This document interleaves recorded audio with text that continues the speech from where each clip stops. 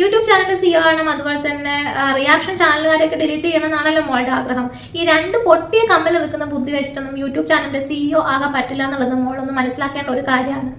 Hi hello, welcome back to coffee with Sneha. ആരും സുഖമായിട്ടിരിക്കുന്നു വിശ്വസിക്കുന്നു, ഞാനും സുഖമായിട്ടിരിക്കുന്നു. അപ്പോൾ ആദ്യമായിട്ടാണ് വീഡിയോ കാണുന്നതെങ്കിൽ ലൈക്ക് ചെയ്യാനും കമൻറ്റ് ചെയ്യാനും സബ്സ്ക്രൈബ് ചെയ്യാനും ഒന്നും മറക്കണ്ടെന്ന് പറഞ്ഞുകൊണ്ട് നമുക്ക് ഇന്നത്തെ വീഡിയോയിലേക്ക് പോകാം. അപ്പോൾ ഇന്നത്തെ വീഡിയോ എന്ന് പറയുന്നത് നമ്മുടെ ദിയാ കൃഷ്ണനെ കുറിച്ച് തന്നെയാണ്. ദിയാ കൃഷ്ണ സോഷ്യൽ മീഡിയയിൽ കാണിച്ചു കൂട്ടുന്ന ഷോ കണ്ട് സഹിക്കാൻ വയ്യാതെയാണ് ഞാൻ ഈ വീഡിയോ ചെയ്യുന്നത്. സത്യം പറഞ്ഞാൽ ഈ ഒരു ഷോ കാണുന്ന സമയത്ത് എനിക്ക് ഫീൽ ചെയ്യുന്നത് ഈ പൊട്ടക്കണ്ടിൽ കിടക്കുന്ന തവളയുണ്ടല്ലോ, അതിനെയാണ് എനിക്ക് ശരിക്കും ഓർമ്മ വരുന്നത് ദിയയുടെ ഈ ഒരു പെർഫോമൻസ് കാണുന്ന സമയത്ത്. കഴിഞ്ഞ ദിവസം ദിയ അവരുടെ ഇൻസ്റ്റഗ്രാമിൽ ഒരു പോസ്റ്റ് ഇട്ടിട്ടുണ്ടായിരുന്നു. അപ്പോൾ ആ പോസ്റ്റ് എന്താണെന്ന് ഞാൻ വായിച്ചു കേൾപ്പിക്കാം. അത് കണ്ടിട്ടാണ് സത്യം പറഞ്ഞാൽ ഞാൻ ഈ വീഡിയോ ചെയ്യാനുള്ള ഒരു മെയിൻ റീസൺ എന്ന് പറയുന്നത്. അപ്പോൾ നമുക്ക് ആ പോസ്റ്റ് ഒന്ന് വായിക്കാം. Grow to such an extent that even your smallest cup has news value and amateur YouTubers gets to feed families with it. Waking up with much brighter smile is my style of beginning a day എന്നാണ് ദിയ ഈ ഒരു പോസ്റ്റിൽ കുറിച്ചിരിക്കുന്നത്. ഓസിന്റെ വിചാരം Aussie തുമ്മിയാൽ പോലും news വരും എന്നുള്ളതാണ്. സത്യം പറഞ്ഞാൽ ഇവിടെ വീട്ടിലിരുന്ന് പലതവണ തുമ്മിയിട്ടുണ്ടാവില്ലേ? നിങ്ങൾ ആരെങ്കിലും എപ്പോഴെങ്കിലും കേട്ടിട്ടുണ്ടോ ഓസി തുമ്മി എന്ന് പറഞ്ഞിട്ടുള്ള ഒരു ന്യൂസ്? ഞാൻ ഇതുവരെ കേട്ടിട്ടില്ല. നിങ്ങൾ ആരെങ്കിലും കേട്ടിട്ടുണ്ടെങ്കിൽ അത് പറയണം കേട്ടോ. ഞാൻ ഇതുവരെ ഓസി തുമ്മി എന്ന് പറഞ്ഞിട്ടുള്ള ന്യൂസ് എവിടെയും കണ്ടിട്ടില്ല. ഇവിടെ എന്തെങ്കിലും മണ്ടത്തരം പറയുന്നതും ആ ഒരു തെറ്റ് ചൂണ്ടിക്കാണിക്കുന്നതുമായിട്ടുള്ള ന്യൂസുകളാണ് ഞാൻ പലതവണയും കണ്ടിട്ടുള്ളത്. സത്യം പറഞ്ഞാൽ ഓസിനെ കുറിച്ച് ഞാൻ ആദ്യം കേൾക്കുന്നത് കൃഷ്ണകുമാറിന്റെ മകൾ എന്ന രീതിയിലാണ്. പിന്നീട് കേൾക്കുന്നത് എന്തോ സ്കൂളിൽ കോപ്പി അടിച്ചു അങ്ങനത്തെ ഒരു ന്യൂസൊക്കെയാണ്. പിന്നെ സ്കൂളിൽ നിന്ന് പുറത്താക്കി ഇങ്ങനത്തെ കഥകളൊക്കെ കേട്ടിട്ടുണ്ട്. അത് കഴിഞ്ഞ് കേൾക്കുന്നത് കുറെ ഫ്രണ്ട്സ്, ലവ്, ബ്രേക്കപ്പ് ഇതുമാതിരി കഥകളാണ് പിന്നീട് കേട്ടിട്ടുണ്ടായിരുന്നത്. അത് കഴിഞ്ഞ് മാരേജിന്റെ കഥകൾ കുറെ കേട്ടു. പിന്നീടാണ് വലിയ വലിയ കാര്യങ്ങൾ കേൾക്കാനായിട്ട് തുടങ്ങി. കുറെ ആളുകളെ പറ്റിച്ചിട്ട് ഫ്രോഡ് ബിസിനസ് കഥകൾ, ഇത്തരം കഥകൾ നമ്മൾ കുറെ കേട്ടു. പിന്നെ ഇപ്പം നമ്മുടെ അനന്തു എന്ന് പറഞ്ഞിട്ടുള്ള ആ ഒരു പാവം പയ്യനെ കുറെ ബുദ്ധിമുട്ടിച്ച കഥകൾ നമ്മൾ കേട്ടു. ഇപ്പൊ അവസാനമായിട്ട് കേൾക്കുന്നത് ബോഡി ഷേമിന്റെ കഥകളാണ്. സോ ദിയെ കുറിച്ച് നല്ല കാര്യങ്ങളൊന്നും ഞാൻ കേട്ടിട്ടില്ല. എല്ലാം കേട്ടിരിക്കുന്നത് നെഗറ്റീവ് ആയിട്ടുള്ള കഥകളും ന്യൂസുകളുമാണ്. കൃഷ്ണകുമാറിന്റെ മകളായതുകൊണ്ട് മാത്രം കുറച്ച് ഫോളോവേഴ്സിനെ കിട്ടിയിട്ടുണ്ട്.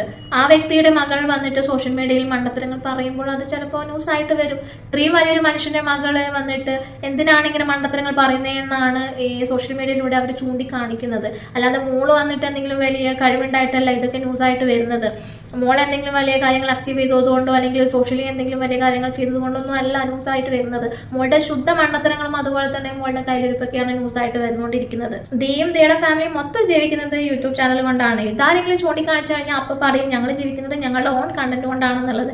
എന്താണ് ഇവർ ഓൺ കണ്ടന്റ് എന്ന് പറയുന്നത്? What's in my bag, going to Lulu mall, what I eat in a day, who knows me better, ഇതൊക്കെയാണ് ഇവർ പറയുന്നത് ഇവരുടെ ഓൺ കണ്ടന്റ് എങ്കിൽ എന്തെങ്കിലും ഒരു ഇഷ്യൂ വരുന്ന സമയത്ത് അത് ചൂണ്ടിക്കാണിക്കുന്നതും അതിനെക്കുറിച്ച് സംസാരിക്കുന്നതും ഓൺ കണ്ടന്റ് തന്നെയാണ്. അതേപോലെയുള്ള ആളുകൾ ഫ്രോഡ് ബിസിനസ് ചെയ്യുന്നതും പൊളിറ്റിക്കലി ഇൻകറക്റ്റ് ആയിട്ടുള്ളതും ബോഡി ഷേമിംഗ് ഒക്കെ ചെയ്യുന്നതൊക്കെ നമുക്കൊരു കണ്ടന്റ് തന്നെയാണ്. മോറലി ഇൻകറക്റ്റ് ആയിട്ടുള്ള കാര്യങ്ങൾ കാണുന്ന സമയത്ത് നമ്മൾ റിയാക്ട് ചെയ്യുക തന്നെ ചെയ്യും. അതൊരു സോഷ്യൽ റെസ്പോൺസിബിലിറ്റി ആണ്. അല്ലാതെ ഇൻഫ്ലുവൻസർ എന്ന് പറഞ്ഞുകൊണ്ട് റോങ്ലി അല്ലെങ്കിൽ നെഗറ്റീവ്ലി ആളുകളെ ഇൻഫ്ലുവൻസ് ചെയ്യുകയല്ല വേണ്ടത്. നെഗറ്റീവ്ലി ആണ് മോൾ ആൾക്കാരെ ഇൻഫ്ലുവൻസ് ചെയ്യുന്നതെന്ന് നമ്മൾ ചൂണ്ടിക്കാണിച്ചു തന്നതുകൊണ്ടാണല്ലോ മോൾക്ക് ഇപ്പോൾ കമന്റ് ഡിലീറ്റ് ആക്കേണ്ടി വന്നതും സോറി പറയേണ്ടി വന്നതും ഒക്കെ. നമ്മളെ പോലെയുള്ള റിയാക്ഷൻ ചാനൽ ഉള്ളത് കൊണ്ടാണ് തെറ്റ് എന്താണെന്ന് മോൾക്ക് മനസ്സിലാക്കാനായിട്ട് സാധിച്ചിട്ടുള്ളത്. ഇല്ലെങ്കിൽ ഇപ്പോഴും ഓരോ ആളുകളെയും ബോഡി ഷെയിം ചെയ്ത് നടക്കുന്നുണ്ടാവുമായിരുന്നു. എന്നിട്ട് വന്നിട്ട് ഞാൻ സോറി പറഞ്ഞു വലിയ മഹത്കരിച്ച് പറയേണ്ട ആവശ്യമൊന്നുമില്ല. യൂട്യൂബ് ചാനൽ സിഒ ആവണം, അതുപോലെ തന്നെ റിയാക്ഷൻ ചാനലുകാരൊക്കെ ഡിലീറ്റ് ചെയ്യണം എന്നാണല്ലോ മോളുടെ ആഗ്രഹം. ഈ രണ്ട് പൊട്ടിയ കമ്മൽ വെക്കുന്ന ബുദ്ധി വെച്ചിട്ടൊന്നും യൂട്യൂബ് ചാനലിന്റെ സിഇഒ ആകാൻ പറ്റില്ല എന്നുള്ളത് മോളൊന്ന് മനസ്സിലാക്കേണ്ട ഒരു കാര്യമാണ്. പിന്നെ മോളുടെ തെറ്റ് മനസ്സിലാക്കി തന്നിരിക്കുന്നത് ഈ റിയാക്ഷൻ ചാനലുകാരാണ്. മോളുടെ വീട്ടിലിരിക്കുന്ന ആരും തന്നെ മോള് ചെയ്ത തെറ്റ് പറഞ്ഞ് മനസ്സിലാക്കി തന്നിട്ടില്ല. ഈ റിയാക്ഷൻ ചാനൽ ഉള്ളത് കൊണ്ടാണ് മോൾക്ക് മോളുടെ തെറ്റ് മനസ്സിലാക്കാൻ പറ്റിയിരിക്കുന്നത്. അതിനിങ്ങനെ ഗ്രഡ്ജ് വെച്ച് നടക്കാതെ ആദ്യം താങ്ക്സ് പറയാനാണ് ശീലിക്കേണ്ടത്. ഒരാളെ ബോഡി ഷെയിം ചെയ്യുന്ന സമയത്ത് ചിരിക്കാൻ തോന്നുന്നുണ്ടെങ്കിൽ തന്റെ റിഗ്രസീവ് ആയിട്ടുള്ള മൈൻഡ് സെറ്റ് ആണ് താൻ അവിടെ പുറത്ത് കാണിക്കുന്നത്. ഈ ഒരു മൈൻഡ് സെറ്റ് വെച്ചിട്ട് സോഷ്യൽ മീഡിയയിൽ വലിയ മാലാക ചമയേണ്ട കാര്യമില്ല. എന്തായാലും എല്ലാവർക്കും തന്റെ റിയൽ ക്യാരക്ടർ എന്താണെന്ന് മനസ്സിലായിട്ടുണ്ട്. ഞാൻ ദിയ ഇട്ടിട്ടുള്ള ഒരു സ്റ്റോറി കാണിക്കാം. അതിൽ ഒരു കുട്ടി ദിയയുടെ പോസ്റ്റിന് കമന്റ് ഇട്ടിട്ടുണ്ടായിരുന്നു. ആ ഒരു കമന്റ് ദിയ ഡിലീറ്റ് ചെയ്തു. സ്വാഭാവികം, ആരെങ്കിലും എന്തെങ്കിലും നല്ല കാര്യങ്ങൾ പറയുന്ന സമയത്ത് രാജകുമാരിക്ക് അത് കേൾക്കാനുള്ള ശക്തി ഇല്ലല്ലോ. ആ story at least I have my own content. ഏത് ഞാൻ നേരത്തെ പറഞ്ഞ കണ്ടന്റ് ഉണ്ടല്ലോ, what's in my bag, going to Lulu mall, who knows me better, ഇതൊക്കെയാണ് own content. And if you have that much confidence then why did you delete my comment? You can't handle criticism.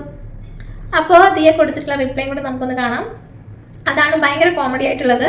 I restrict wrong influence on my account. As soon as I restrict, your comment will be blocked from public view. I respect wrong influence. സത്യം പറഞ്ഞാൽ ഇത് കണ്ടിട്ട് എനിക്ക് ശരി സഹിക്കാനേ പറ്റുന്നില്ല. ആരാണ് ഇവിടെ wrong influencer എന്നുള്ളത് എല്ലാവർക്കും മനസ്സിലാക്കാൻ പറ്റുന്ന ഒരു കാര്യം തന്നെയാണ്. ബോഡി ഷെയിമിനെ സപ്പോർട്ട് ചെയ്യുന്ന ഒരാൾ നല്ലൊരു ഇൻഫ്ലുവൻസർ ആണ്. അതുപോലെ തന്നെ പൊട്ട ക്വാളിറ്റി ഇല്ലാത്ത സാധനങ്ങൾ വിട്ട് സ്കാം ചെയ്യുന്ന ഒരാൾ നല്ലൊരു ഇൻഫ്ലുവൻസർ ആണ്. ഇപ്പം ഇവിടെ ഇരുന്നുകൊണ്ട് യൂട്യൂബിലൂടെ യങ്സ്റ്റേഴ്സിനെ റോങ് ആയിട്ട് ഇൻഫ്ലുവൻസ് ചെയ്യുന്ന 10 കാര്യങ്ങൾ എനിക്ക് പറയാനായിട്ട് പറ്റും. സത്യം പറഞ്ഞാൽ ആ കുട്ടിയാണ് റിയൽ ഇൻഫ്ലുവൻസർ. പിന്നെ ആ കുട്ടിയുടെ അച്ഛൻ കൃഷ്ണകുമാർ സാർ അല്ലാത്തത് കൊണ്ട് അധികം ഫോളോവേഴ്സ് ഒന്നും കാണത്തില്ല. എന്തായാലും അഹങ്കാരത്തിന്റെയും പുച്ഛത്തിന്റെയും പിന്നെ പുച്ഛം എവിടെ നിന്നാ വന്നെന്നുള്ളത് നമുക്ക് എല്ലാവർക്കും അറിയുന്ന കാര്യമാണല്ലോ. അപ്പൊ അതാണ് ഈ Q&A സെക്ഷനിൽ നമ്മുടെ ഇൻസ്റ്റാഗ്രാമിൽ നടന്നുകൊണ്ടിരിക്കുന്നത്. അപ്പൊ നിങ്ങൾക്ക് ആർക്കെങ്കിലും മനക്കട്ടി ഉണ്ടെങ്കിൽ പോയി അതൊക്കെ ഒന്ന് കണ്ടു നോക്കൂ. ആരെങ്കിലും കണ്ടിട്ടുണ്ടെങ്കിൽ അവർ നിങ്ങളുടെ അഭിപ്രായം കമന്റിലൂടെ രേഖപ്പെടുത്തുമെന്ന് മാത്രം പറഞ്ഞുകൊണ്ട് നമുക്ക് അടുത്ത വീഡിയോ ആയിട്ട് വീണ്ടും കാണാം. അതുവരേക്കും ബൈ ബൈ.